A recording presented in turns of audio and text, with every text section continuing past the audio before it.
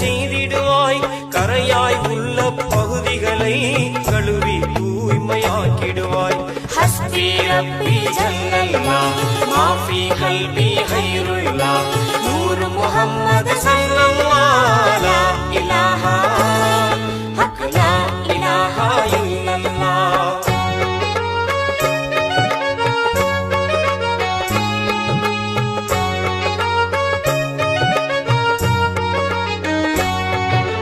அண்ணல் பெருமான் அபிமொழியும் அரிதாம் குர்ஆன் அருள் நெறியும் எண்ணம் சொற்கள் செயல்களிலே என்றும் நிலைத்தே உன்னுடைய